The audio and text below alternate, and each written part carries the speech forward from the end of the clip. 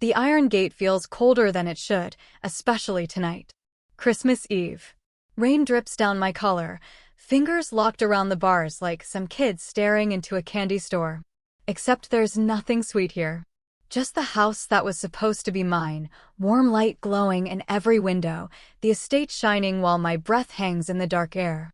My hand fumbles for my Toyota's door handle. It's 8 years old, dented on the passenger side from that winter I ran it into a mailbox. I paid for it, right? Every payment, every month, for 5 years. But before I can grab the keys, Richard's hand shoots through the bars and snatches them away. Paid through the corporate leasing structure, using pre-tax bonuses, he says, voice flat as always, the same one he uses when he fires people. Technically, you signed the title over to the holding company 3 years ago for tax efficiency. Remember? You don't work for us anymore. No perks. He turns away, just like that, my keys jangling in his fist. The sound fades as he climbs the steps, and I'm left standing there with my little suitcase, watching him vanish into the house. He doesn't look back. I should move. Really, I should. But I stand there, shivering, waiting for something that's not coming. 1 hour ago, I walked through those gates thinking I'd sleep in my old room tonight. Maybe wake up Christmas morning and feel, if not happy, at least safe. But 3 days ago, I lost my job. The company merged, and my whole team got axed.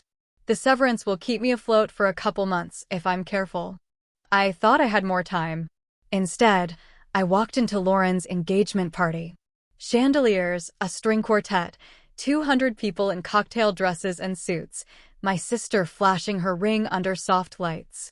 I stood there in work clothes, still damp from the subway. Richard tapped his glass for attention and made his announcement. The family trust, $40 million, was transferred to Lauren. Not split. Not saved for later. Just gone, final.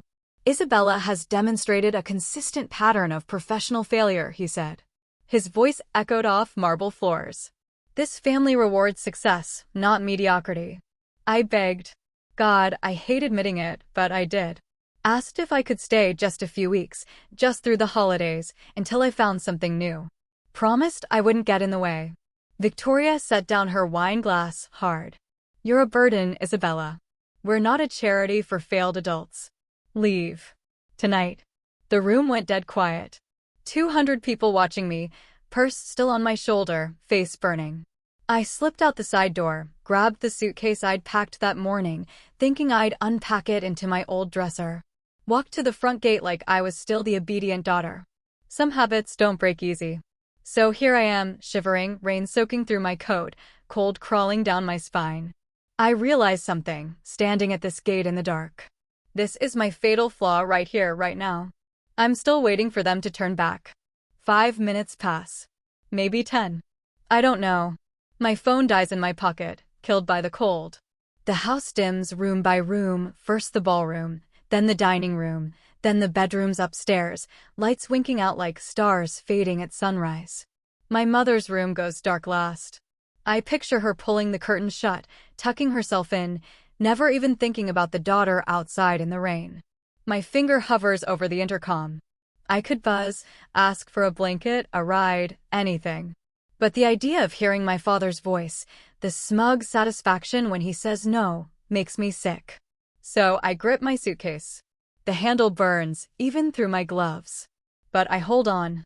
I turn away from the gate, from the house, from every Christmas and summer and graduation photo that ever happened inside those walls.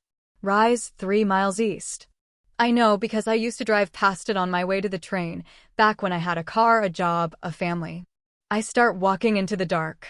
Rain turns the road into a black mirror, reflecting nothing. My suitcase wheels snag on every crack, but I keep going.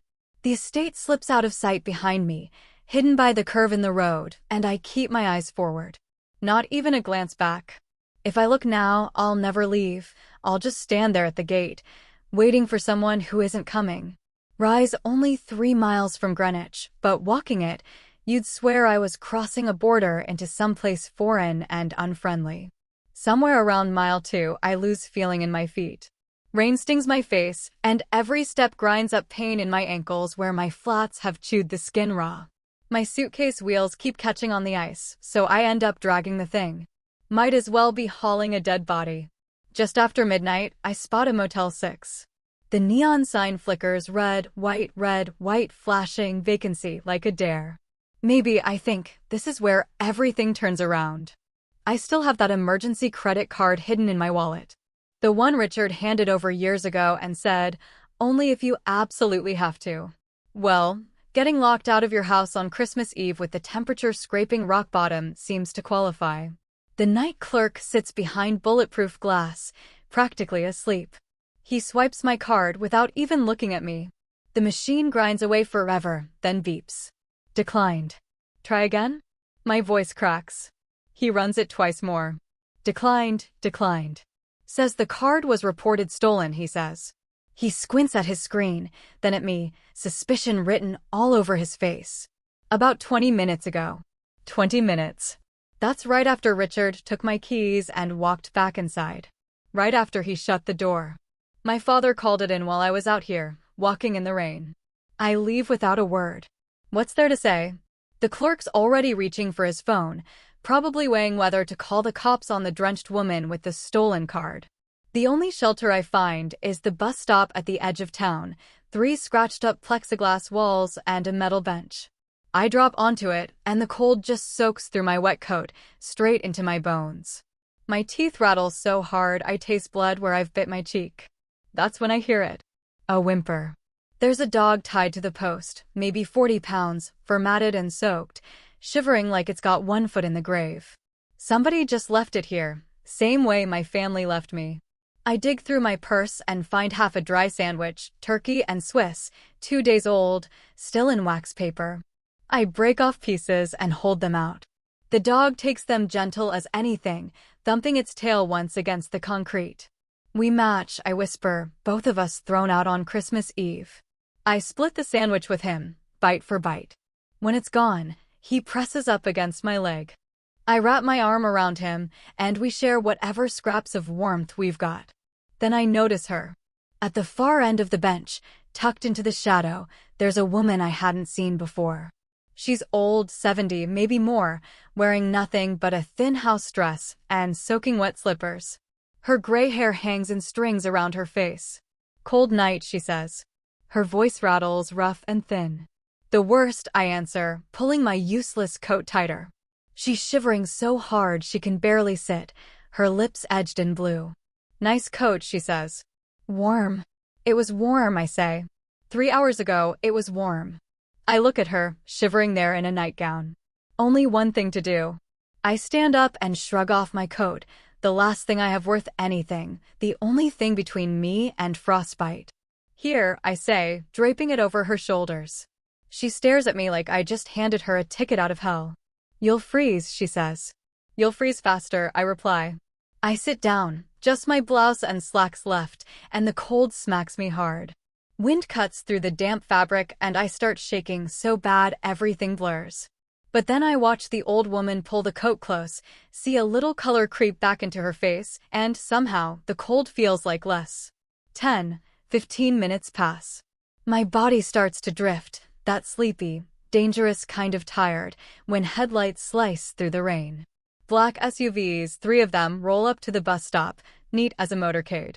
A man in a dark suit steps out, holding an umbrella. Miss Hayes.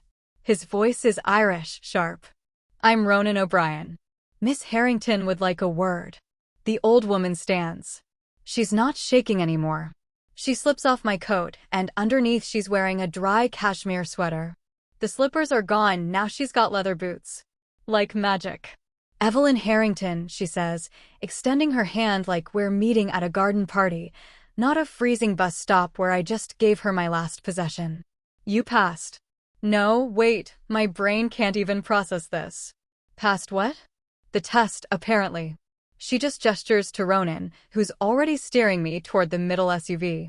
Funny thing, I'm good at spotting people who'd rather freeze than watch someone else suffer. She stops at the door, glances once down the empty road back to Greenwich. My security team's been tracking your father all night. We knew he kicked you out. Her voice is calm, almost bored. I wanted to see if you'd break or survive. Sitting on that bench sucked, but I needed to see what you'd do up close. Getting into the car is like stepping into heaven, heat everywhere. Someone drops a blanket over my shoulders. Evelyn sits across from me now, every inch the billionaire she's supposed to be. Ronan passes me a folder. Your credit report, Ms. Hayes. My hands are shaking as I open it. There it is, my signature on a loan guarantee. For $100,000 to Hayes Holdings, LLC. Dated 3 days ago. I stare at it. I never signed this. No, Evelyn says, your father did. He needed a guarantor for a commercial loan that was already sinking. He used you as the fall guy, then tossed you out. Her words hit one after another, sharp and bruising. Not just disinherited. Criminally liable. My own father didn't just abandon me, he turned me into a weapon. Something inside my chest shifts. It isn't sadness. It's clarity, cold and sharp as the December wind outside. You're not just homeless, Evelyn goes on. You're staring at $400,000 in debt that'll stick to you for decades. Richard isn't just mean, dear. He's a criminal who monetized his own daughter. She leans in. I'm offering you $195,000 a year to train under me.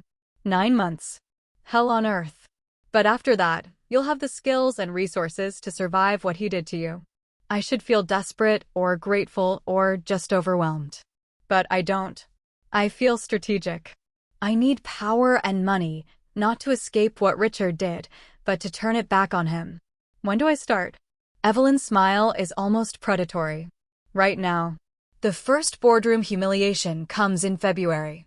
I'm standing at the head of a marble table in Manhattan, pitching Evelyn's proposal for mixed-income housing in Westchester. Halfway in, some developer in a gray suit cuts me off. Who did you say you were again? My throat locks up. 6 months ago, I could own a room. Now I'm tripping over my own name, hands trembling on the remote. Isabella Hayes. Executive Director of Right. The trust fund kid. He leans back, arms crossed. Evelyn, with all due respect, this is a waste of time. Send someone who actually knows construction. Evelyn doesn't defend me. Just gives a tiny nod toward the door. I gather my stuff, cheeks burning, 12 people watching like I'm a kid sent away from the adult table. In the elevator, she finally breaks the silence. How'd that feel? Humiliating. Good. She jabs the lobby button. Now you know what's at stake if you walk into the next one unprepared. Next morning, she drops a mountain of textbooks on my desk, forensic accounting, construction management. The pile nearly blocks my view. 3 months to master the basics, she says. Then you shadow Ronan on site inspections. March through May, I drown in load-bearing calculations, zoning ordinances, blueprints. My apartment turns into a cave of highlighted pages and cold coffee. I'm learning to read blueprints by the dull glow of 4 a.m., because that's the only time it's quiet before Evelyn's car shows up at 6. The site inspections are worse. First morning, Ronan slaps a hard hat and steel-toed boots into my arms. We're in Rye, the same town where Evelyn found me shivering at a bus stop 9 months ago. Keep up, he mutters, and disappears into the mud.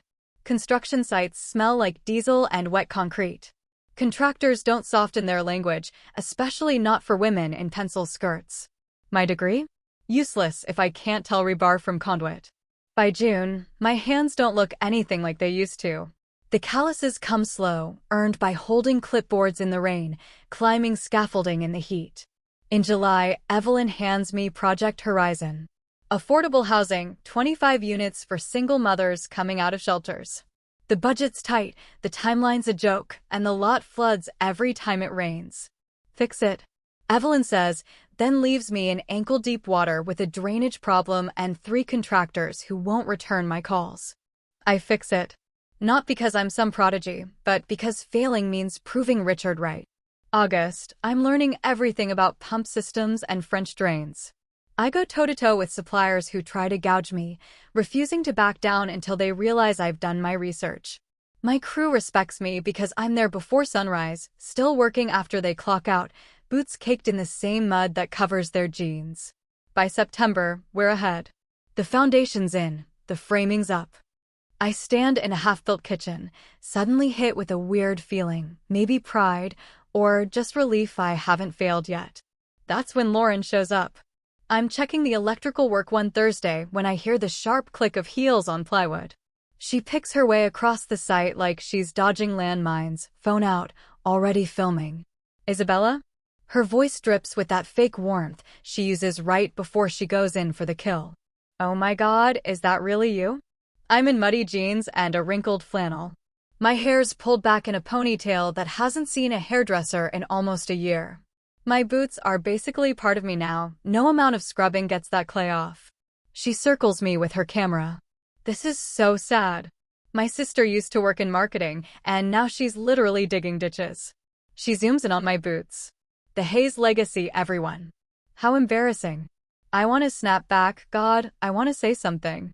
But that old habit takes over, the one that kept me quiet through years of her little cruelties. I just stand there, silent, while she gets her footage. She posts it before she even leaves. By the time I'm back in my truck, my phone's lighting up like a slot machine. 200 shares, all over Greenwich. The comments hit one after another. She really fell from grace. Imagine losing everything and ending up here. This is what happens when you disappoint your family. I sit there, mud streaked across the floor mats, feeling shame crawl up my neck, just like Richard said it would. He always said I'd embarrass the family, that I'd end up discarded. My phone rings. Evelyn. I saw the post, she says. I'm sorry. I'll figure out how to, just come to my office. Now. I drive to Manhattan convinced I'm getting fired. Instead, I walk in and find Evelyn at her desk, Ronan beside her. They're watching Lauren's Instagram on a laptop. This is actually perfect, Evelyn says. I must look lost, because Ronan's got that little smirk. You're a marketing executive, Isabella. Do marketing. They're right. I spent 5 years spinning stories for corporate clients. I know how to turn a narrative around. I know exactly how to make Lauren look like the villain she is. That night, I film a response. Not in my nice apartment with good lighting, but right there on the construction site. Same boots, same mud, same flannel. But this time, my voice doesn't shake. My sister's right. I'm not in marketing anymore. I'm building affordable housing for single mothers. 25 families who need a safe place for their kids. I turn the camera to show the site behind me.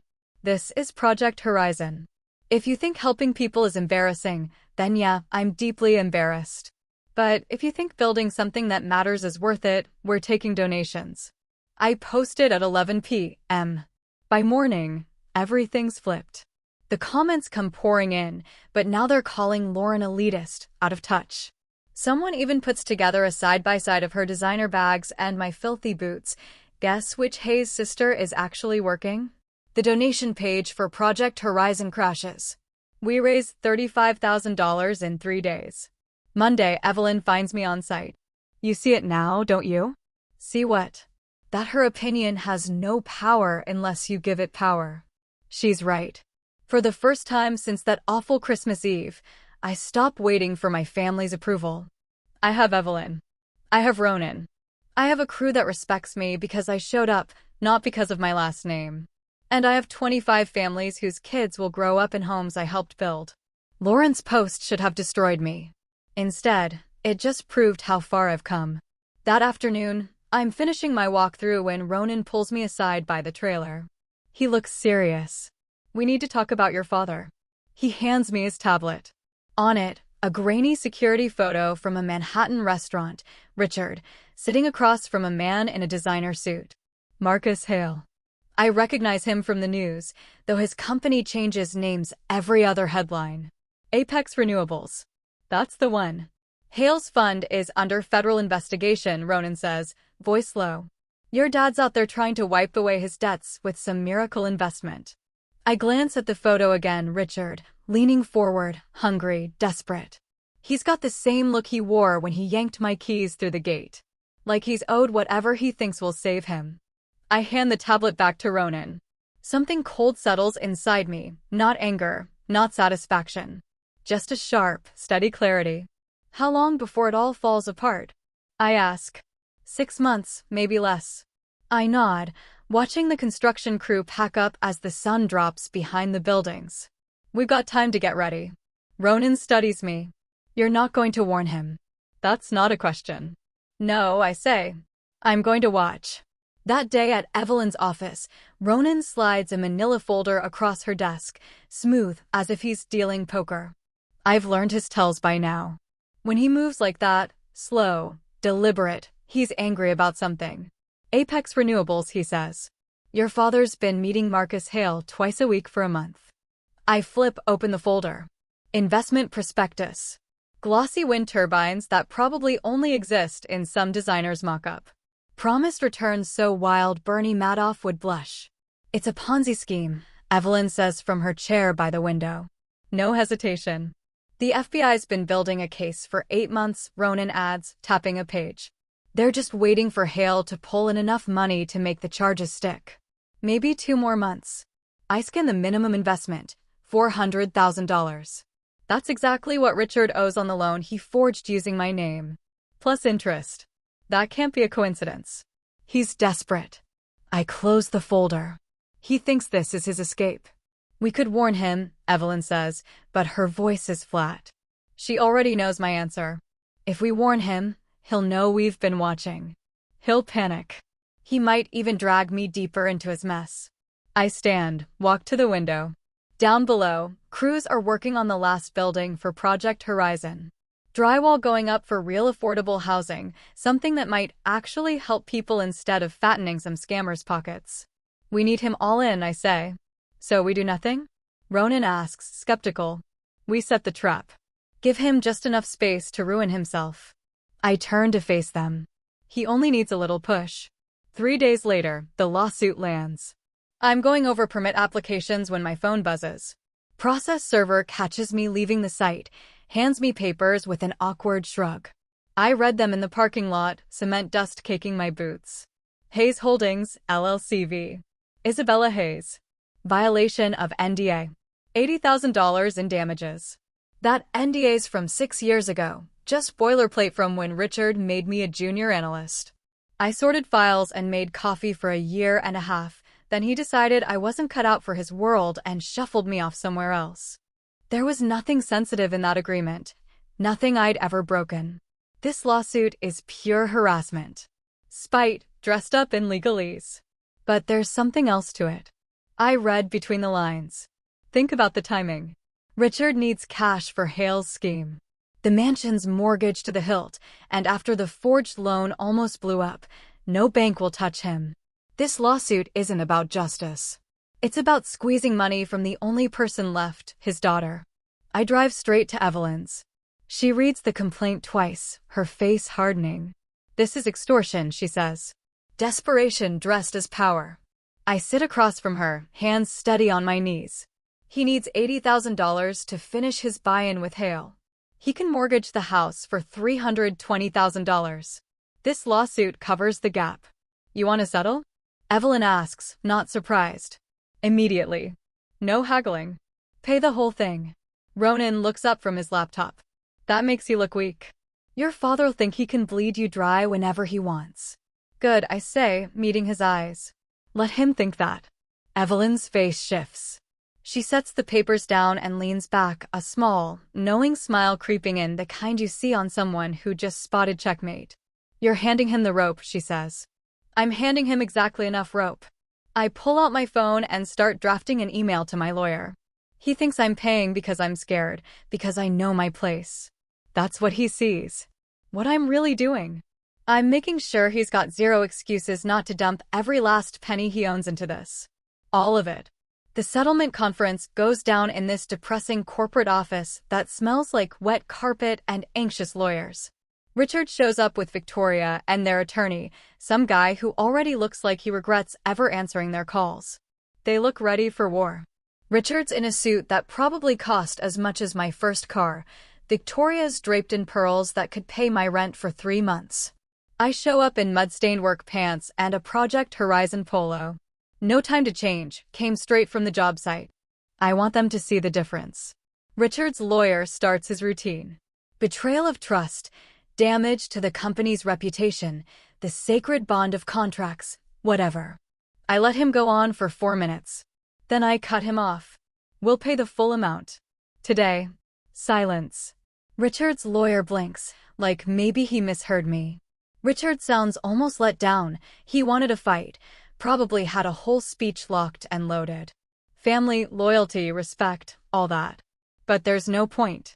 I sign the agreement without bothering to read it. My lawyer shifts in his seat, but he's in on the plan. He knows I'm not surrendering, I'm setting the stage. I tell them to transfer the money this afternoon and start to leave. Victoria just glares at me, caught somewhere between confusion and contempt. She expected me to cry or beg. Instead, I'm already checking my phone for messages from the site foreman. Smart choice, Isabella. Richard calls after me, like he's teaching me a lesson. Maybe you're finally learning how the world works. I pause, turn, and look him right in the eyes for the first time since I sat down. My face is calm, unreadable, the look I've practiced so many times in the mirror for moments just like this. Sometimes the best move is no move at all, I say. He doesn't get it. That's fine. He will. Back in my car, I sit in the garage for a minute. My hands are steady, my breath even. 10 months ago, I'd have been sobbing, wrecked by their contempt, humiliated. Now, all I feel is a cold, sharp clarity. I text Ronan. It's done. Money transfers in 3 hours. He replies right away. Hale's office confirmed Richard has an appointment tomorrow. Wire transfers set for the afternoon. I let myself smile, just a little. Everything's lining up. Richard gets his settlement money by dinner time, rolls it together with that predatory hard money loan he took out last week. Ronan found the foreclosure clause in the contract, Section 14, highlighted it in yellow. By tomorrow night, Richard will dump every cent into Marcus Hale's investment fund. The house, the settlement, maybe even Victoria's jewelry if he can pawn it fast enough. Then, in about 8 weeks, the FBI will freeze every asset Hale controls. I pull out of the garage into traffic. My phone buzzes. Lauren just posted to her Instagram story. Sister paid up without a fight. Guess she finally knows her place. Some people are born leaders, others followers. Family hierarchy. Know your worth. 3,000 likes already. A flood of comments from Greenwich Society, people I used to know. They think they're watching me get humiliated. They have no idea I just handed my father the shovel he'll use to dig his own grave. Gave it to all of them, really. They're so eager to bury me, they don't even see the ground crumbling under their feet. The trap's set. Now I wait. The call comes on a Tuesday morning in late November, a month after I handed Richard the check. I'm reviewing architectural plans for the next phase of Project Horizon when my assistant knocks. Miss Hayes, your family's in the lobby. No appointment. I glance at Ronan, leaning in my office doorway. He barely moves, but his eyebrow goes up the slightest bit. We both know it's coming. The FBI raided Apex Renewables this morning, he says quietly. Confirmed Ponzi scheme. Assets frozen. There it is. The trap snapped shut just like we knew it would. Send them up, I tell my assistant. I don't stand when they come in. Richard notices that right away. I see it hit him. He's stunned. I'm not jumping to greet him, not smoothing things over with nervous small talk. Not anymore. They look rough. Richard's shirt is wrinkled, missing a button. Victoria's makeup is smeared. Lauren's hair hangs limp and greasy. Isabella. Richard's voice sounds thin, cracked. We need to talk. Family business. I motion to the chairs across from my desk. They sit down, stiff. I wait. Nobody talks at first. Richard cracks first. His hands are shaking as he clings to the armrests. He tries to explain, a mix-up with an investment, a temporary cash problem. The hard money loan on their house has some nasty acceleration clause. They need bridge financing. $2. $8 million. Just for 30 days, he says, until they can restructure. I let the silence hang in the air. 5 seconds. 10. Richard's jaw is clenched tight. We're family, Victoria says. Her voice is thin, almost see-through. You have resources now. Evelyn Harrington's resources. Surely the foundation, the Harrington Foundation, is a charity, I cut in. It has a duty to its mission. I can't hand out personal loans to family with donor money. Richard snaps. Don't give me that corporate double talk. Some of his old authority slips through, sharp, commanding, the kind of voice that used to make me shrink in my seat. You're the incoming CEO. You get to decide. You could help us if you wanted. Could I? I lean back, folding my arms. Walk me through the math, Dad. You took the $80,000 from our settlement, invested it with Marcus Hale. You also took out a hard money loan on the Greenwich house. What was the interest rate? He goes pale. 18%, I add. Immediate foreclosure if you miss a payment. And you put everything into Apex Renewables. Now the FBI's frozen the assets because Hale was running a Ponzi scheme. How many house payments did you miss? Victoria's voice is barely a whisper. We can fix this. We just need time. You thought I settled that lawsuit because I was weak. My voice is steady, almost gentle. You thought I paid you because I was scared of you. Because I knew my place. Lauren's head snaps up. You did know your place. You paid up like I gave you just enough rope to hang yourselves. The words come out flat, matter of fact. I knew you needed quick cash for Hale's scheme. The buy-in was $80,000. You'd already leveraged everything else. I didn't shove you off the cliff, Dad. I just stepped aside and watched you run for it. Richard jumps to his feet. You set us up. You knew it was a scam. I suspected it. You're the one who didn't check. You signed the mortgage with predatory terms. Every choice here? Yours. This is extortion. Richard shouts. You manipulated us into what? Making a bad investment? Taking a loan you couldn't afford? I didn't forge your signature on anything. That last word lands heavy. He knows exactly what I'm implying. I didn't commit fraud. I just gave you money and watched you burn through it. Victoria's crying now, mascara streaking down her cheeks. Please. We'll lose everything. The house is all we have. You have each other, I say. Isn't that what you always told me? Family sticks together. Lauren's already got her phone out, hands shaking. Her eyes dart all over the room, panicked, like a cornered animal. She thinks if she can spin the story fast enough, before the FBI press release hits the news, she can save herself.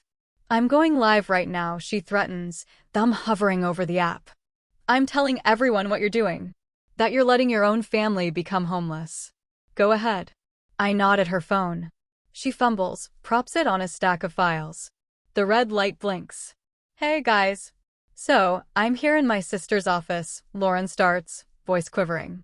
She's the new CEO of this huge foundation, and she's refusing to help us even though we're about to lose our house.